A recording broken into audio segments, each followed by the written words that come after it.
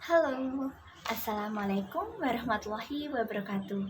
Perkenalkan, nama saya Rati Dewi Sekti, mahasiswa Universitas Muhammadiyah Ponorogo. Prodi yang saya ambil Ekonomi Pembangunan semester 5 dengan NIM 2342086. Nah, video kali ini saya akan menyelesaikan tugas mata kuliah Masalah dan Kebijakan Pembangunan yang diampu oleh Pak Abbas. Untuk tugas kali ini yaitu tentang masalah dalam perekonomian. Untuk itu, tema yang saya ambil itu tentang permasalahan lingkungan dalam pembangunan ekonomi berkelanjutan. Untuk itu, yuk simak presentasi dari saya.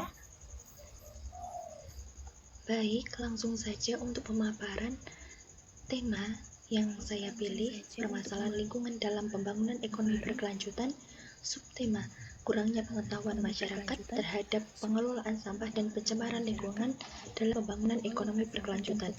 Untuk tema ini saya angkat karena masalah sampah dan perekonomian saat ini tidak hanya merusak lingkungan, tetapi juga berdampak langsung terhadap perekonomian masyarakat. Saya ingin menjelaskan sedikit tentang apa itu pembangunan ekonomi berkelanjutan. Jadi, pembangunan berkelanjutan itu tidak hanya fokus pada peningkatan pendapatan atau pertumbuhan ekonomi saja, tetapi juga menekankan keseimbangan antara tiga pilar. Yang pertama itu ekonomi, dua sosial, dan ketiga itu lingkungan. Tujuannya supaya kesejahteraan masyarakat bisa terus meningkat, tapi sumber daya alam tetap terjaga untuk generasi yang akan datang. Nah, dari konsep inilah kita bisa melihat bahwa pengelolaan sampah dan pencemaran lingkungan juga menjadi bagian penting dari pembangunan ekonomi berkelanjutan. Karena tanpa lingkungan yang bersih dan sehat, kegiatan ekonomi pun tidak akan berjalan dengan baik.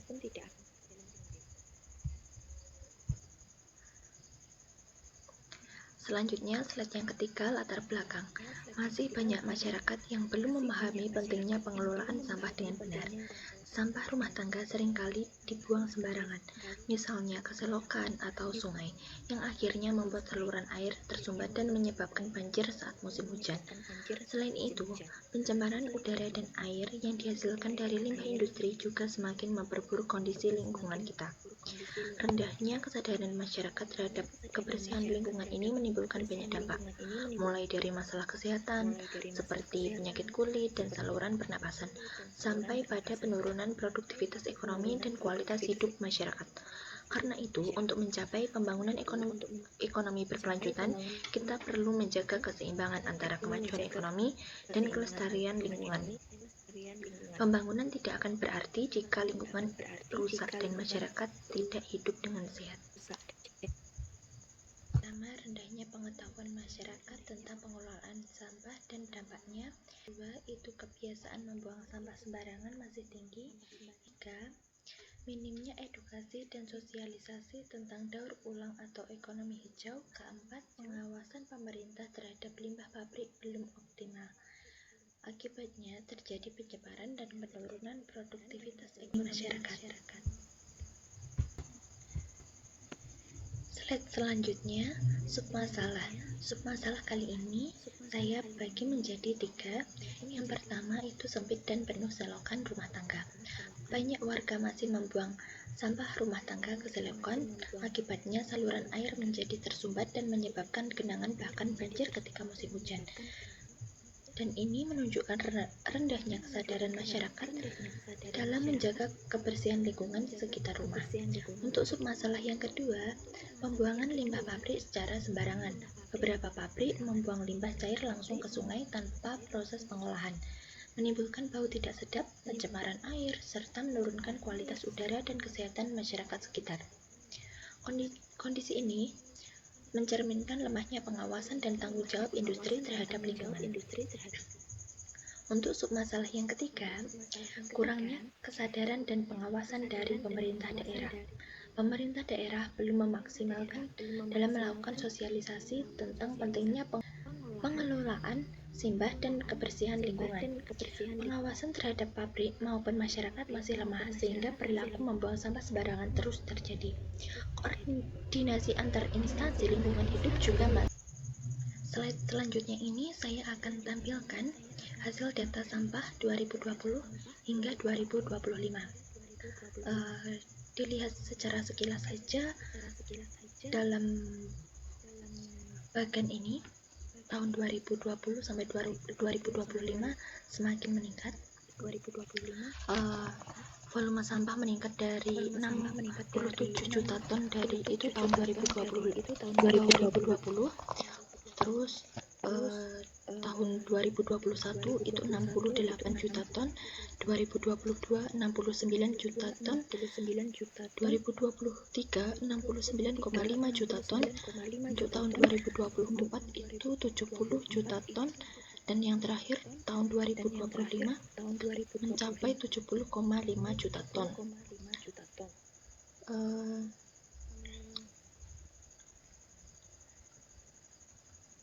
Dari grafik ini bisa kita lihat bahwa jumlah sampah nasional terus meningkat sejak tahun 2020 hingga 2025.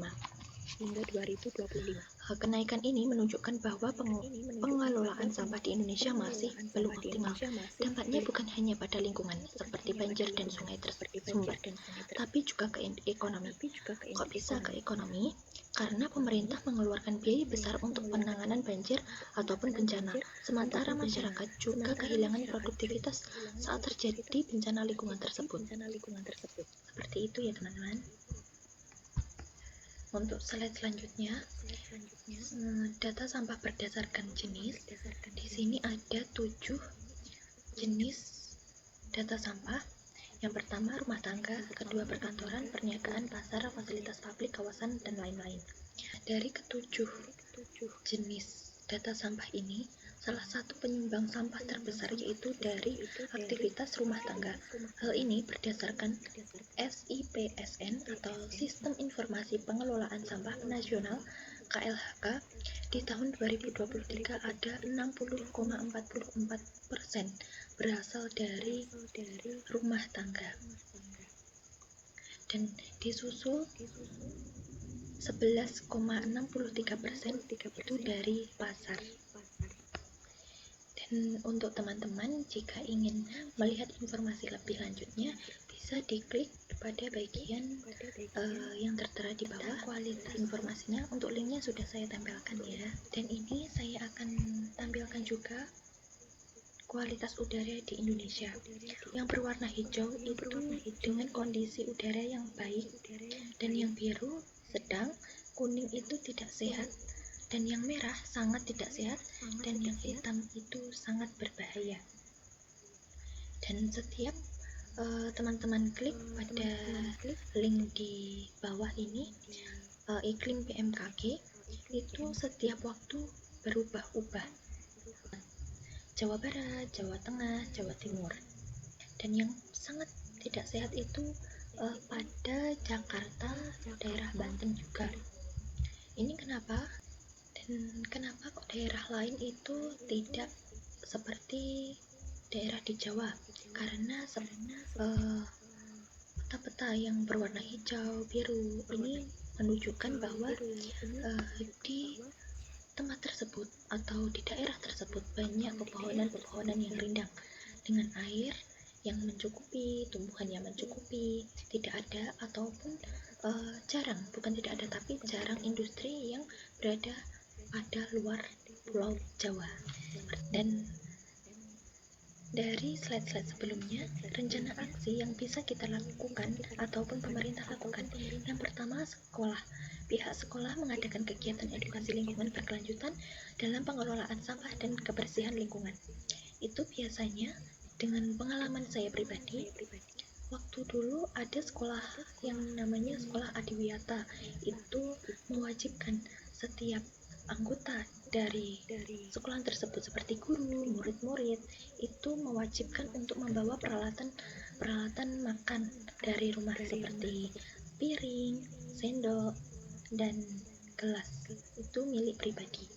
Itu gunanya untuk apa? Untuk membeli makanan-makanan yang ada di kantin. Jadi itu mengurangi dari sampah sendiri. Seperti itu. Untuk yang kedua, masyarakat. Masyarakat membentuk kelompok sadar lingkungan dan menjalankan program bank sampah di tiap RT ataupun RW. Yang ketiga, pemerintah daerah meningkatkan pengawasan terhadap pabrik serta memperbaiki infrastruktur drainase dan tempat pembuangan sampah. Yang keempat, swasta dan UMKM mengembangkan inovasi daur ulang dan produk ramah lingkungan berbasis ekonomi hijau. Yang terakhir itu kolaborasi bersama, terbentuknya komunitas. Di Indonesia ada komunitas baru yang itu anak-anak muda memiliki kemampuan ataupun wawasan tentang pengelolaan sampah. Namanya adalah Pandawara. Itu viral di media sosial saat ini. Dan rencana aksi lagi itu menerapkan prinsip 3R. Yang pertama, reduce, reuse, dan recycle. Seperti itu. 3R ini adalah konsep pengelolaan sampah yang bertujuan untuk mengurangi jumlah sampah dan menjaga kelestarian lingkungan. Untuk yang pertama, reduce, itu mengurangi penggunaan barang yang bisa menimbulkan sampah. Contohnya membawa botol minuman sendiri.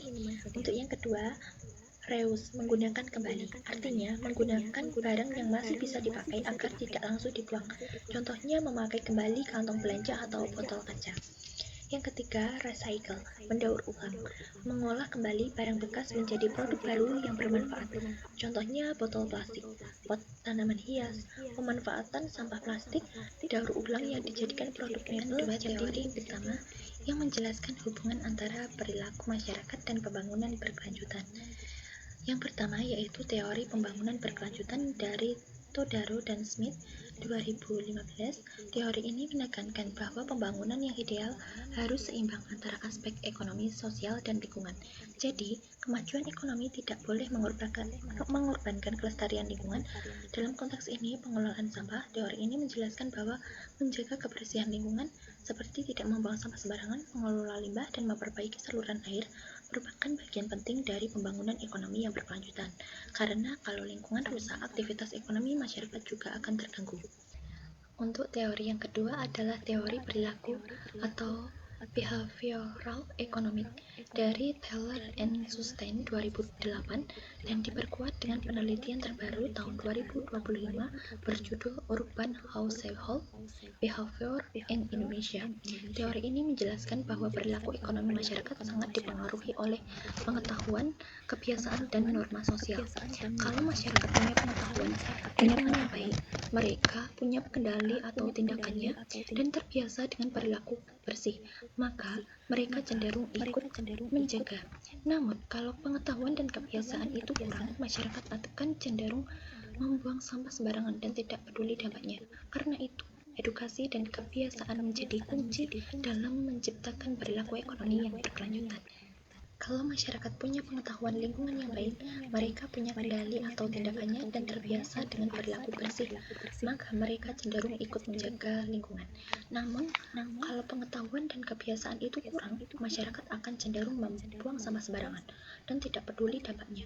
Karena itu, edukasi dan kebiasaan menjadi kunci dalam menciptakan perilaku ekonomi yang berkelanjutan. Kesimpulan singkat ini, jadi kedua teori ini saling melengkapi. Teori pembangunan berkelanjutan memberi arah jangka panjang, sedangkan teori perilaku menjelaskan faktor manusianya, bagaimana kebiasaan dan pengetahuan masyarakat bisa menentukan keberhasilan pembangunan lingkungan yang bersih dan ekonomi yang sehat. Nah, untuk slide selanjutnya ini tentang solusi. Solusi ini sama seperti slide sebelumnya. Yang pertama itu edukasi dan sosialisasi pengelolaan sampah sejak dini dari sekolah dan masyarakat. Yang kedua, penguatan bank sampah dan pelatihan daur ulang berbasis ekonomi hijau. Yang ketiga, penerapan sanksi tegas terhadap pabrik pencemar lingkungan. Yang keempat, peningkatan infrastruktur limbah dan drainase di permukiman padat. Yang kelima, kolaborasi antara pemerintah, swasta, dan masyarakat. Nah, ini slide terakhir. Nah, ini kesimpulan. Permasalahan pengelolaan sampah dan pencemaran lingkungan masih menjadi isu penting dalam pembangunan ekonomi berkelanjutan. rendahnya pengetahuan masyarakat, kebiasaan membuang sampah sembarangan, dan lemahnya pengawasan terhadap limbah industri menjadi faktor utama yang memperburuk kondisi lingkungan. Dampak dari masalah ini tidak hanya dirasakan pada aspek lingkungan, tetapi juga ekonomi, seperti menurunnya produktivitas masyarakat dan meningkatnya biaya kesehatan. Untuk mewujudkan pembangunan berkelanjutan, diperlukan kesadaran dan peran aktif seluruh elemen masyarakat, pemerintah, serta sektor swasta. Edukasi sosial dan penerapan kebijakan yang tegas menjadi kunci utama dalam membangun perilaku masyarakat yang peduli terhadap lingkungan.